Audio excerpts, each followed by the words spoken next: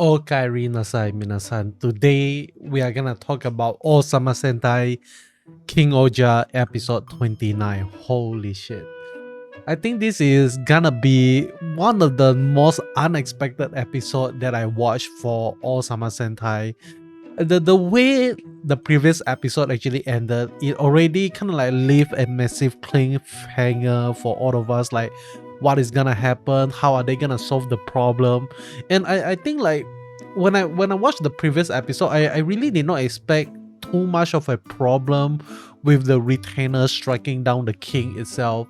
So it's like it doesn't really cross my mind that the citizen is actually watching the fight through the CCTV footage, like a drone footage, something like that, and that actually causes the people to actually see what actually happened during the fight itself. And for most of the people, it's gonna feel like, hey, like why did you actually strike my king? Okay, so and all those stuff. And the only one that actually managed to not be stabbed by anything or anyone is actually Jeremy itself. In by showing us that Jeremy did not actually get stabbed by Duga or slashed by Duga, it actually kind of like show us that he is kind of like still a little bit wary or living amongst the human. Like he always have his guard up. He is not that trusting of someone else, something like that. So he that is why maybe that he is able to block the attack from Duga itself. It is not because Duga is weak or slow compared to the rest of the retainer itself. Because if you really think about it, like Duga supposed to be the most well-equipped retainer to slash down an enemy, because he is supposed to be the knight of the castle, something like that, and yet he is the only one that is not able to slash down his target. This kind of like show us that Jeremy, even though now that he is the king of the land in between and all those stuff, he preached the idea of like, hey, I want human and Bugnarak to live together with one another. He also is a realist. He actually realized that, hey, this situation, like people, there are still people out there who are still being a little bit wary of the Bugnarak, and people might actually want to take him down, something like that. Okay, so I think this really show us like where Jeremy's state of mind actually is. Like he actually show us that he's aware of the current situation, what is going on. And after understanding what actually happened, he immediately made the decision that, hey, I'm gonna play the villain. I'm gonna be the villain of the story itself. And wow, I'm not gonna lie, like when I watched this episode, I tear. I did not expect to be so emotional when I actually watched this episode. Like it actually bring tears to my eyes, especially with what Jeremy has been through. How they edit this episode is also really powerful to kind of like portray the emotions, where like the journey, the entire first arc of Ohsama Sentai has been about bringing the human and Bugnarak together. Like, and I think especially like even in episode 27 in and also like episode 28, we also get to see like how they are actually trying to show us that the Bugnarak and human are coming a long way, especially in the previous episode where we get to see when they switch body, Jeremy is like really glad that the people is worried about the Bugnarak, and he it actually makes him really like, wow, his heart is softer a little bit because of all of those things. And seeing him play the villain, even though it is a very poorly acted out like play, like the very poorly acted out scene, the emotions is there, you know, like because we know that it is fake, because it is so badly portrayed. I think that actually kind of like carry a little bit more punch to the story itself. Like really makes you feel like, wow, this is his Kakugo, this is his resolve to be the bad guy of the story, just to destroy everything that he has been building up for the past 2 years. And I felt like the way he ended the episode by saying that, hey, I have waited 2000 years, why not wait a little longer?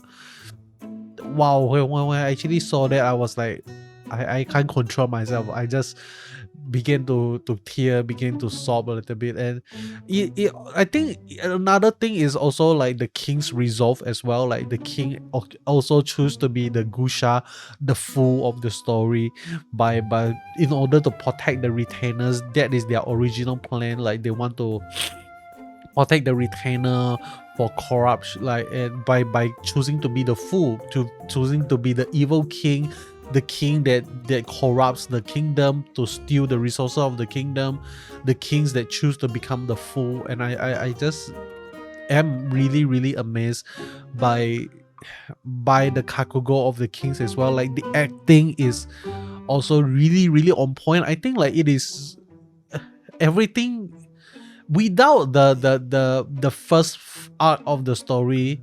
And if you just watch episode 29, I think it is definitely still quite emotional for those who just kind of like skip through the first phase of the story and just watch starting the second phase of the story. It is definitely still quite an emotional episode, but you wouldn't get all the reference. Like, why do they suddenly start to clap? Why do they and all those stuff? Like, I think like that. Oh, wow, that is just good. Okay, like what, I'm a little bit stuttery because I'm still like trying to process the emotion. Like I record my episode review immediately after I watch them, so not gonna lie, the emotion is still there. But I felt like the villain as well is definitely really crazy OP as well. And I just felt like they can, like this episode, the story of this episode, how they choose to go to show what happened in this episode.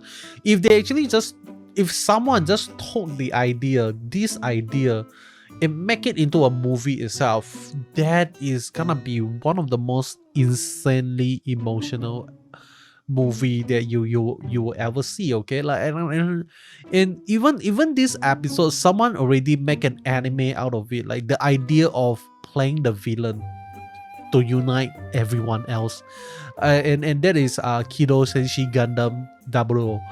00 is the Gundam 00 series, is the story about a group of people calling themselves the celestial being to unite. Their task is to unite all humanity to face a bigger threat, and that is the alien. And that is really insane. Okay, like throughout the story you see them getting hated by the people, like their intention is to be hated by the people, but their cause is a noble one. They want to be the threatening threat that actually causes every single person on the world to unite together to take down a single foe. Like when you have a similar enemy, when you have the same enemy, you would tend to work together with one another. And that is what Jeremy did as well. In order to reunite the people, someone needs to take the foe. So one nation, one person need to take all the blame, and he chose to be the one to take the fall. And I think even the plan for the kings to become kind of like the Gusha, to be the fool and to protect the retainers, I don't think it is actually gonna help with the situation that they actually have going on. Like how every single nation is actually still very wary of one another. They are still like being very cautious, like, hey, is this, like, can we really trust the neighboring country? Can we really trust like Nagosopa? Can we trust Gokhan and all those stuff? So yeah, I think Jeremy did what the only thing that he can do, which is to become the fall guy. And yeah, I don't know, man, like this is a really crazy episode, and it kind of like show us how crazy OP the villain of this second half of the story of Ohsama Sentai actually is. the villain is able to switch body, able to whisper into people's ears just to kind of like stir some shit out, and the people is like, there's no defense against that. There's literally no defense against that. Like she can just appear out of nowhere, whisper into your ears, and that's it. You are gone cares and all the stuff. Like it even affected Jeremy. But when Jeremy actually being whispered to, "Hey, don't be mean to me," like he can't even attack the girl. I'm not sure what is her name, but he can't destroy the villain. He can't attack the villain because of that simple whisper. That is really OP crazy. But overall, really enjoy this episode. This is amazing, man. Like Ohsama Sentai, ever since it started the second half of the series, I am hooked. I am all in the story. I love what I see. I want more of the thing that I'm getting, and just keep it coming, man. Like next episode, we are going into the Fury of the Gods story, and I'm also really excited to find out why one of Rita's eyes is actually a different color, and we actually get to see kind of like a glowing eye effect, something like that. So I'm not sure what is happening there, but maybe she has a kind of special ability that she is able to like force the truth out of people or read people's mind and all those stuff. So that is something really amazing. And it would seem like the next episode is also gonna be one that is really emotional as well. But we don't actually get to see the guy that, you know, like we would assume the father of Rita is nowhere to be found. When the the queen came back, but the guy is nowhere to be found. So we are not sure like what to expect here. But yeah, I think that is all from me, like regarding Ohsama Sentai King-Ohger episode 29. This video is quite short because this entire episode is about the emotional aspect of the story, and I'm all in for it. Okay, it is not really kind of like a narrative heavy episode, so there's really nothing much to break down. But overall, I love it. I hope you love it as well. Let me know in the comment section below how does this episode actually felt to you. Do you want to see more of this? Is this the type of storytelling that you love? Because for me, this is the storytelling that I love. Like the story that makes you cry, you know. Like I always have a dream that I always wanted to direct a film or a story that I can the story that can make people cry. That is like my dream, okay, to produce or direct a movie where people cries halfway through the movie because of how emotionally connected they are to the character, to the cast itself. That is what I want to create at the end of the day. Like if I can achieve that, I can retire happy, and I call myself, you know, like a happy man, something like that. But with that being said, that is all. I don't want to take more of your time. Really grateful that you are here and managed to kind of like finish the video. So I have a kind of like a special word for you to comment in the word below, and that is respect. Okay, respect for who? Respect for Jeremy, respect for the script writers, respect for the director, respect for everyone who worked on Ohsama Sentai King-Ohger episode 29. That is all. Goodbye.